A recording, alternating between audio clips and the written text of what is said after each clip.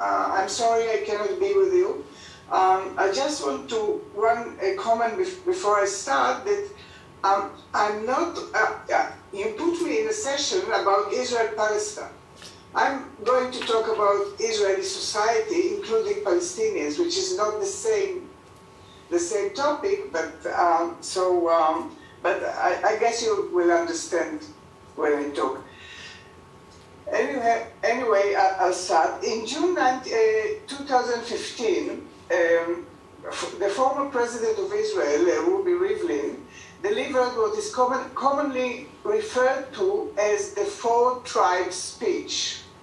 He addressed the socio-demographic transformation that is remaking Israeli society, now composed of four increasingly equal-sized tribes, what he called tribes: secular, national religious, ultra-Orthodox, and Arabs. Rivlin expressed his concern that two of these groups are not Zionist, and that all the groups are characterized by fear and hostility towards the others. This transformation, he further said, mandates the formulation of what he called a new concept of partnership among the tribes, while preserving and safeguarding the unique identity of each. Rivlin's speech provoked criticism and public debate. I wish to emphasize in particular that his approach ignores many social and political features of Israeli society, such as the many subgroups of the Orthodox Jews, the ethnic and sexual diversity among the Jews, the oppression of Palestinians inside and outside Israeli borders, each group with its own specificities and needs. He also fails to acknowledge localism, zoning, neighborliness, and community building, all on the rise in Israel. All reflect a shifting of the sense of belonging from state and global levels to local entities. In addition, President Rivlin desire to restore social partnership ignores the power structures dividing Israeli society, especially the growing political power of the ultra-Orthodox and the national religious groups. It also ignores the struggle of the white elite to preserve its status and its refusal to acknowledge responsibility for suppressing Mizrahim and Palestinians, or at least adopting a principle of distributive justice. Moreover, the meaning of the concept of partnership or unity used by Rivlin are not sufficiently elaborated. They also seem to mean a reduction of needs and conflicts, but also disconnected from the social complexity in Israel. Undoubtedly, Israeli society is characterized by conflicts between groups with different needs and interests, groups that are competing with one another, what makes it difficult to achieve equity or unity. Conflicts occur on at least two levels: the relationships of each group with the state and between themselves. I therefore find the President's call for social transformation crucial, but insufficient, even problematic. Thus, I wish to examine the possibility of an NTA perspective to resolve non-territorial autonomy perspective to resolve the deep disputes and disagreements currently embedded in Israeli society. I believe that all tribes and groups wish to remain part of Israel. This, of course, does not include Palestinians in the occupied territories, whom I discussed in another article. In fact, I presented it in the previous meeting of the NTA. Briefly, non-territorial autonomy is a collective rights-based approach to dealing with national diversity within a country. It grants autonomous decision-making to an ethnically, linguistically, or culturally defined national group. Regardless of the place of residence within the states, all members of such a group form a corporate body. They elect representatives who then autonomously manage defined areas of their national life, schools, cultural institute, association, and so forth. I base the definition I presented based on Ephraim Nimni's writing. In light of the many groups and collectives evolving in Israel these days, and in search of a model in which relations between groups and the states are optimized, I suggest that the plurinational state of Bolivia might be a good starting point to restructure the political order as described by Ephraim Nimni. This plurinational and communitarian approach, recognizing the collective rights of all communities, as well as the human and civil rights of all individuals, stand at the heart of my proposal. The totality of all kinds of people, whatever their ethnicity, color, gender, sexuality, origin, locale, language, or group, constitute the people. Here we have a definition of the people that is markedly different from the homogenizing view of traditional nation state or Rivlin proposal. The emphasis is then on the unity of the people within the plurality of community representation and the Commonwealth. Commonwealth here means, following Nimni again, a highly interconnected world where territories are shared by diverse demoi and territorial polities, and territorial polities cannot be the basis for inclusive sovereignties. It affirms the democratic value of the collective governance of nations and cultural communities, and creates democratic models that incorporate self-determining, constituent, autonomous community with recognized rights for collective representation. This, however, is not enough.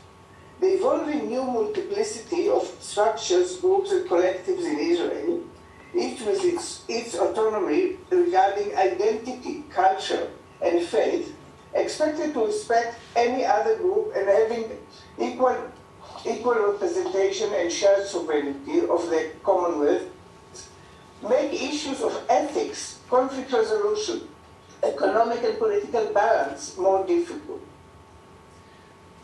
Therefore, the mutual arrangements among the groups must be further considered. To deal with these issues, I suggest that the indigenous matriarchal and maternal gift perspectives embedded in the structure and culture of Java and the Sami, or many other indigenous groups, be applied. The following are ways that some of these concerns can be addressed. First, the ethics of gift-giving and Ubuntu.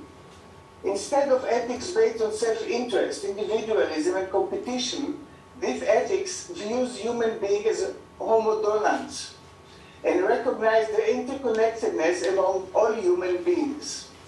Genevieve Vaughan, an independent innovative scholar, identified mothering as free giving in response to needs and therefore as an alternative economy.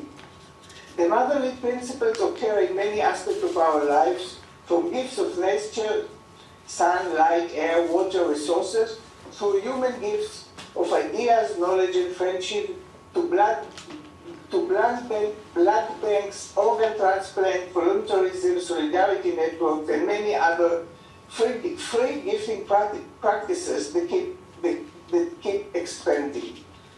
Thus, alongside the market's exchange economy, the gift economy continually operates. However, the gift economy is silenced, denied, and exploited by the capitalist patriarchal market, even though the market economy is contingent and dependent on it. Ubuntu is a South African concept that appears under different names in many indigenous societies. It means, I am because I belong. Or as Desmond Tutu said, a human being is a human being through other human beings. I am connected to everything, to the world, to nature. Ubuntu and motherly gift economy may be a better standpoint entirely from which to continue thinking about what it means to be a human being, as well as how to conceive of the integral interconnections of human beings. All have both advocates sharing and bonding that connects all humanity and may be able to connect all Israeli groups. Second, regionalism. Region, a network of local communities, becomes a central element of the society. No wonder that the Israeli government is also promoting it under the zoning plan being instituted already in the north of the country. Bigger is not necessarily better, says Heide Gutner-Abendorf, a leading scholar of matriarchal society, and she goes on to say, the smaller units of society responsible for engendering person-to-person and transparent politics and joint decision-making are given preference. The necessity of central government may therefore be reconsidered. At least the state may be restructured. It will no longer be an institution with its own interest and ideology. Its only role will be the implementation of consensually made decisions on lower levels. Third, transparent and consensual decision-making on all levels. All decisions of the community, the region, and the state will be reached through consensus with representatives of local communities and regions, including in decisions made by regions and central governors, respectively. This will provide a kind of participative democracy, an enhanced democracy, superior to the Western perception of democracy, which excuse me.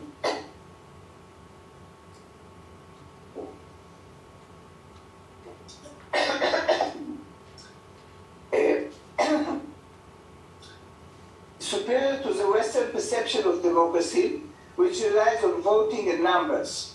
Today, Internet allows for a relatively easy implementation of such a method. It is important to emphasize that this multi-level decision-making, it is important to emphasize this multi-level decision-making. States, especially under the influence of the corporate regime, tend to make decisions with little or no consideration of people's needs. Fourth, resource and relationship balance. And I emphasize the concept of balance, which is very important for indigenous societies and matriarchal societies. Society will be layered with relationships linking all community through, for example, multiple affiliation, the gift economy, and knowledge production that may be developed by collectives or individuals and shared with their communities and regions. Agreed upon centralized control over natural resources is also optional. Joint control over resources combined with decision-making by consensus together guarantee that power is cooperatively shared. Fifth, economic balance. First, the gift economy that is sharing products and services with other groups in need. Beside it, a system of multiple economies will be practiced. Different segments will implement different economic rationales. I'll go to my closing comment because the time is short. I am well aware that such practices are not common in Western-style society like Israel. However, these arrangements can become a reality for at least three reasons. First, the increasing number of activists, scholars, liberal politicians, and more ordinary people understand that the existing order does not serve them well and is rapidly deteriorating, growing closer to collapse. Many are engaged in advancing new ways of thinking, being, and doing, post-capitalist economies, including the gift economy, and critique of nation states. And the NTA perspective is also kind of a critique of nation state. Sharing, giving, spirituality, other orientation, and ecological imperatives are among the values that are paramount for them. Second, indigenous cultures and practices permeate our life in the West as a real alternative. Restorative justice, truth commissions, spirituality, and alternative healing are spreading. Scientists are turning to the knowledge of traditional people for a deeper understanding of the natural world. It seems that there is a recognition that indigenous culture and tradition are the key to vitality and survival of the species, notes Peggy Rivage-Soul. Third, a major feature of some parts of the movement for change is the new strategy. Some activists, especially Generation Y, seem to have stopped fighting the system. Rather, they prefer to disengage and build new institutions from below, including gift economy practices, cooperatives, familiar communities, eco-villages, independent knowledge center, and the like. Thus, unknowingly, they are implementing the new social, political, economic patterns imposed here. The evolvement of new communes and cooperatives in recent years, alongside the governmental initiative of zoning, may be a good starting point for a move towards a non-territorial autonomous kind of state. The growing understanding of large segments of Israeli society during the coronavirus pandemic that capitalism as well as state institutions fail to cope with both the medical and economic challenges have driven many, especially young people, to search for alternative economic and political structures outside capitalism, socialism, and patriarchy. Some leftist groups seem open to endorse non-Western's way of politics. So, no, the transition is not yet here, but it is on the way. This is what I believe in. Thank you. Thank you. Thank you so much. So it's my painful duty to, I'm announcing, and I take all the blame and responsibility for the belated start. So I take the responsibility for a 10-minute overreach of our time. That leaves us 15 minutes for Q&A, and that gives us one round of questions and then one round of answers. So please, now we're going to collect questions. I have one question myself, and just to, I would want to pick up on where Mehmet, you began. I think the wonderful thing with NTAs is that it's less controversial. So it blurs the unfortunate but very prevalent view and approach in ethnopolitics and minority rights that this is a zero-sum game, right? So what minorities get is something that the majority lose, and this is very unfortunate. This is my question to all of you: if you were given, and you're not given more than 1 minute, how specific would you outline if you were given the task to, you could do whatever you want, the Knesset would implement it. What would you suggest? And this sort of follows up with the last presentation. Language rights. Is it the minimum, or how far can we go? How ambitious can NTAs go? Is our linguistic rights a minimum, or where can we go?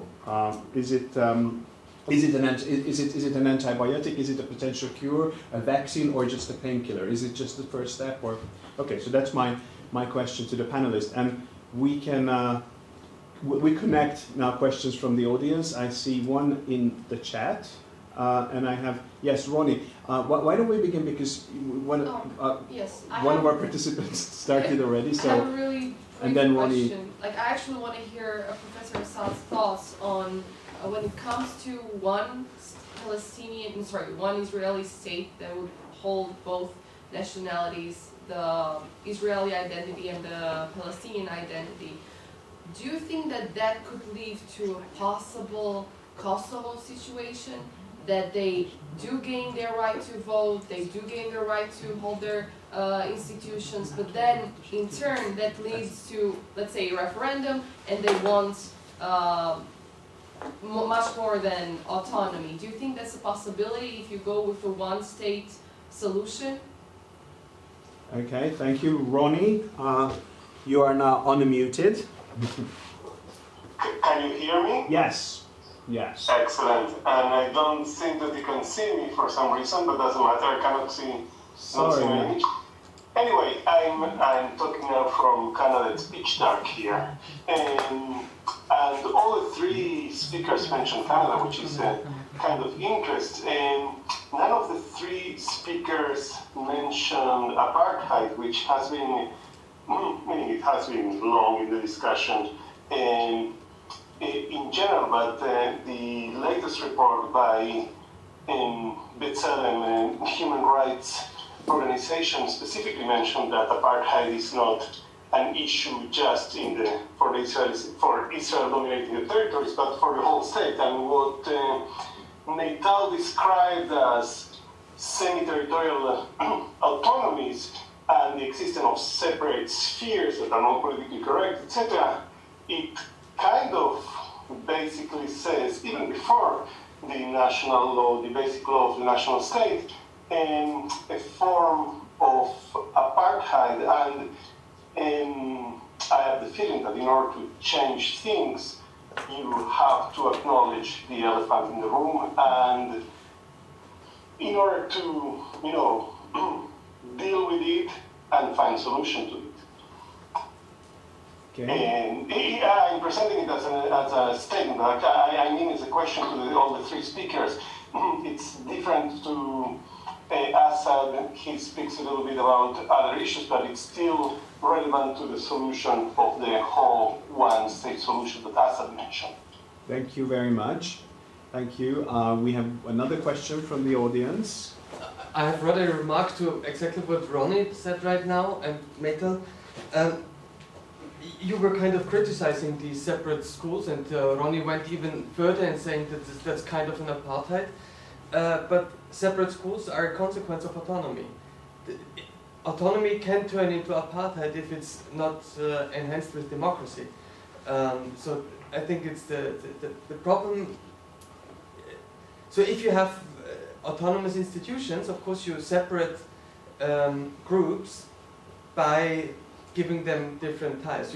You need other levels where you bring them together again in the shared rule of the political.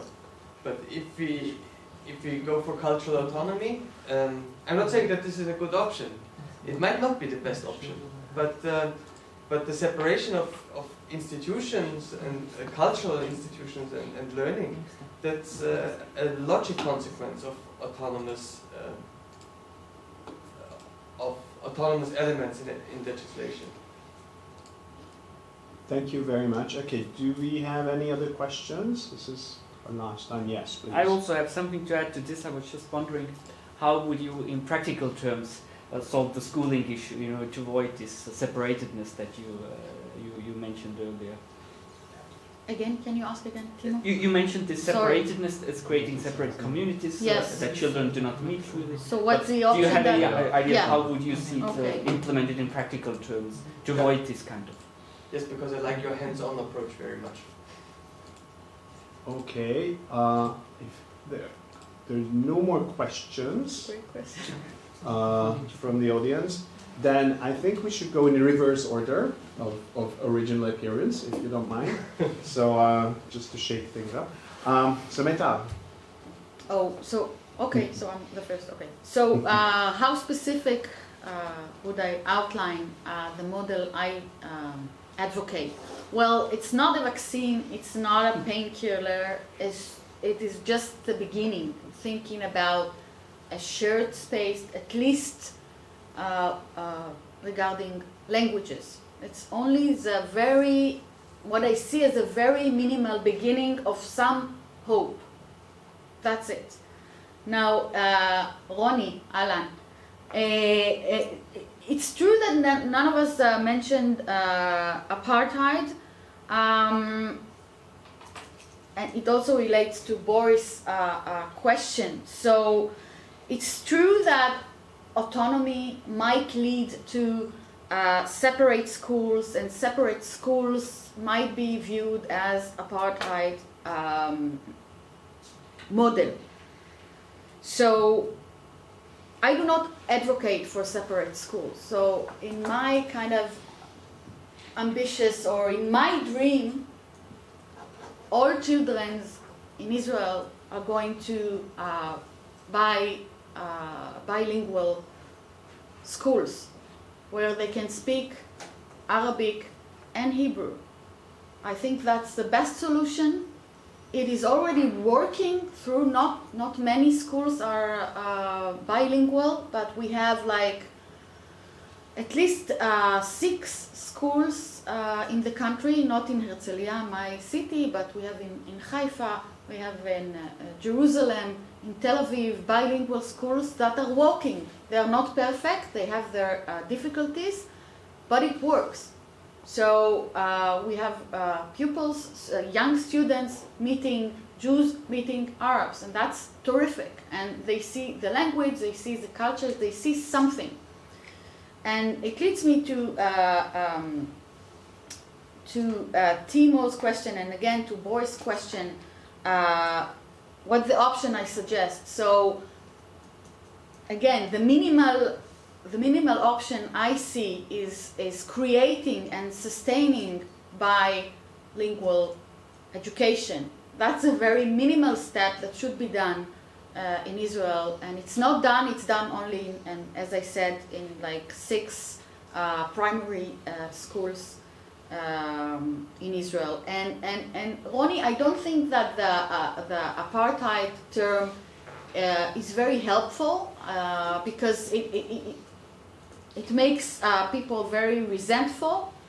I do think that there is apartheid in the occupied territories, of course, but the fact that, for instance, I have a dean who is also my best friend, but he's Muslim and he's a citizen in Israel and he's a professor, he's well published and everything, but the fact that he's successful in spite being Muslim, we also have Assad here.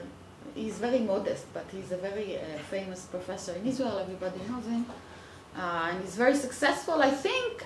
Well, it's not perfect. It's not the best reality, but I think that these 2 examples at least prove something, that inside Israel, not in the occupied territories. The occupied territories can be described as apartheid. I don't have a problem with that. But Israeli citizens, I think, Arab Israeli citizens, I think, enjoy some kind of equal rights, at least potential for equal rights. Thank you very much. And Erella, can you? Yeah. Thank you.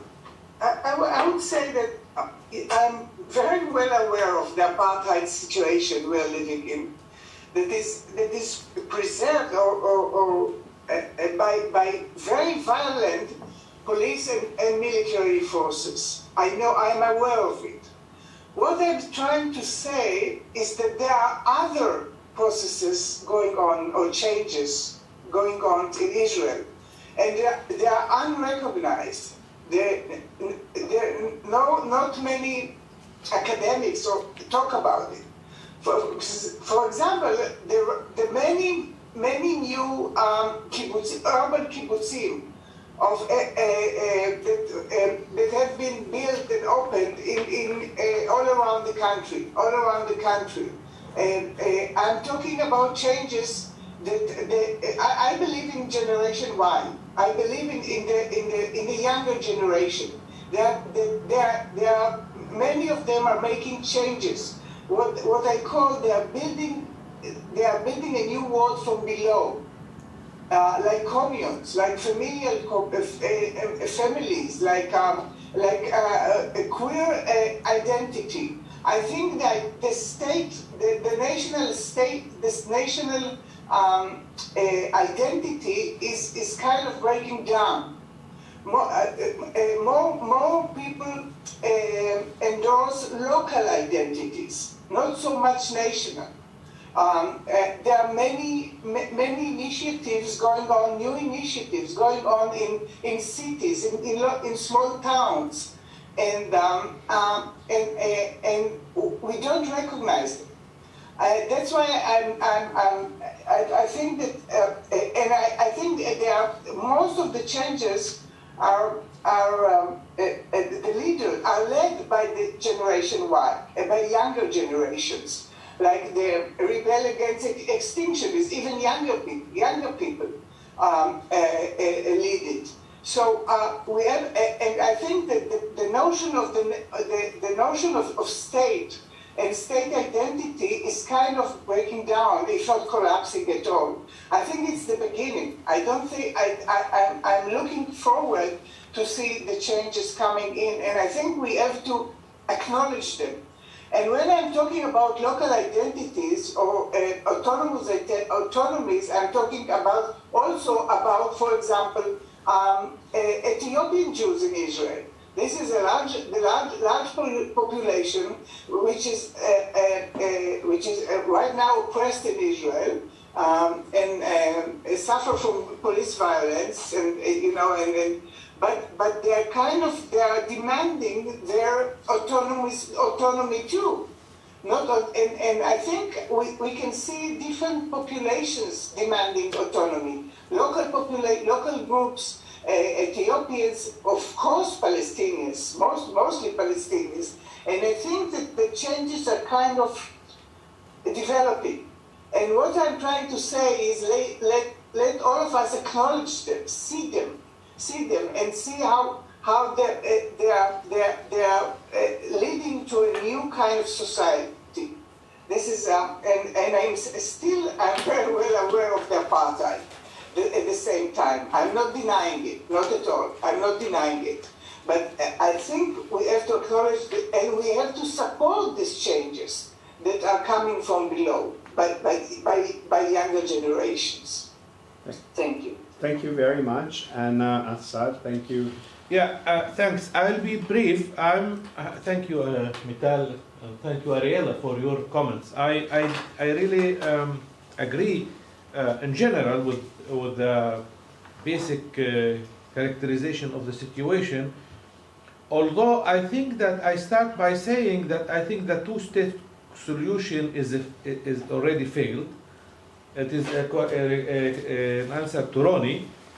And what we are doing now, we are in the middle of the move toward a new paradigm, from the national paradigm to a post-decolonization paradigm, which means the decolonization in Palestine-Israel context is the de-apartheid, is abolishing the apartheid system. It is, of course, there is a kind of, in my view, it's a apartheid plus. It's not just like South Africa. It's much complicated in the Israeli case. You have Gaza on one side, which is partially independent. It's not independent. Israel still controls Gaza. And you have Palestinians in Israel, and Palestinians in Israel, they cannot live in 500 localities in Israel. This is apartheid. When you are inside the system and you cannot join people that are separate and privileged people, the Jews, the masters of the land.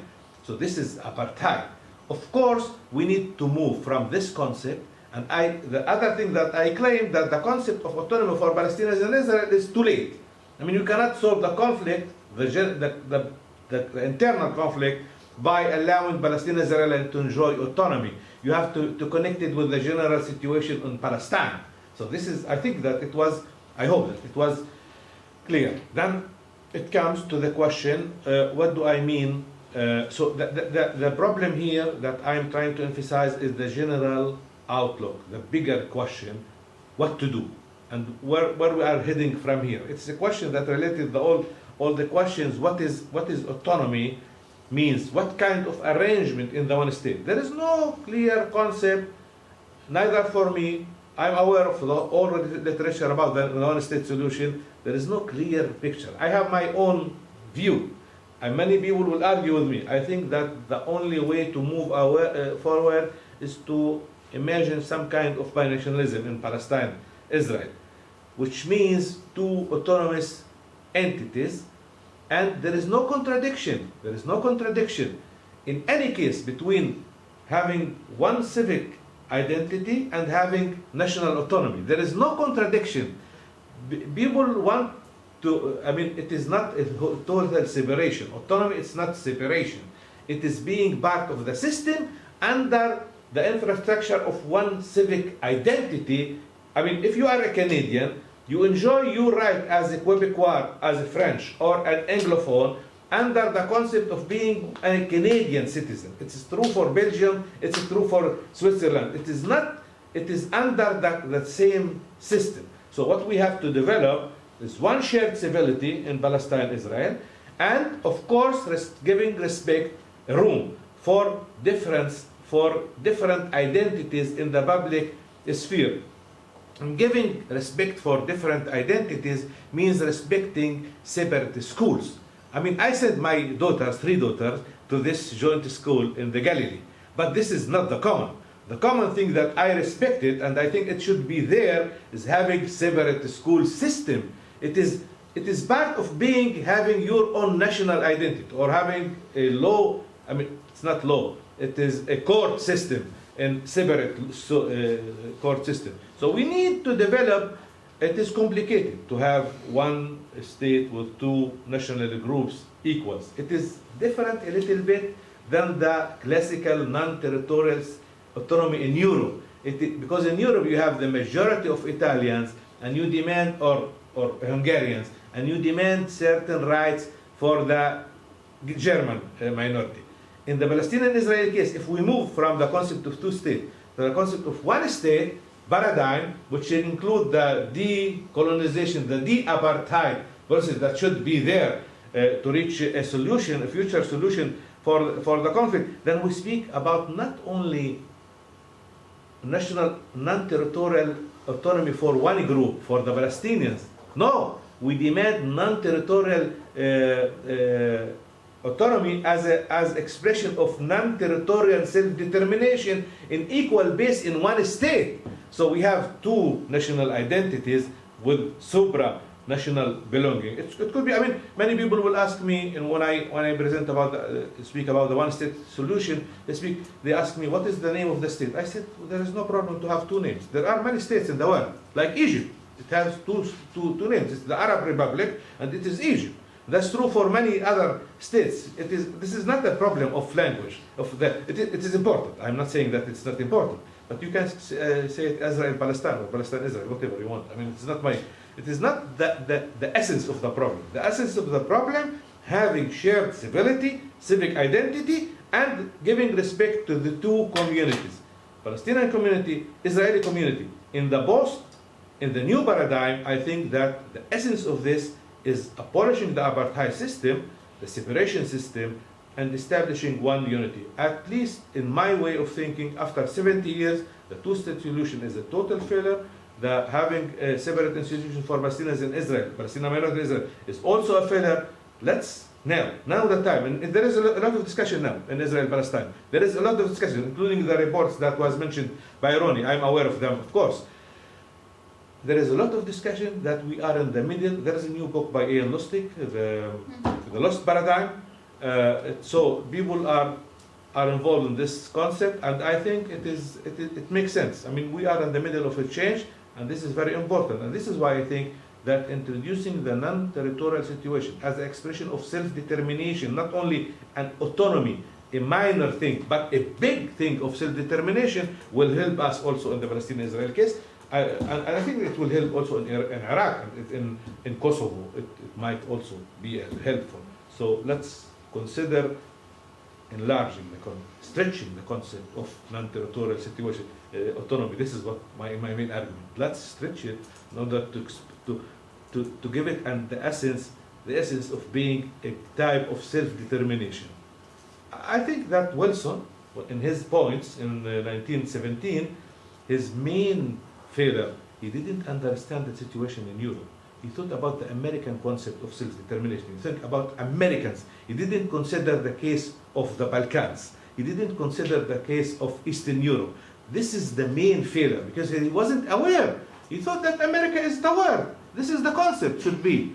And this is the main source of conflict. This is why I claim that it is time to reconsider the concept of self-determination and to try legally, politically, sociologically to reconsider the concept of national self-determination, not in the territorial, but in the non-territorial concept. Thank you very much. This leaves me with a few closing remarks, again apologizing for the delay and this inconvenience at the beginning. But let me finish well.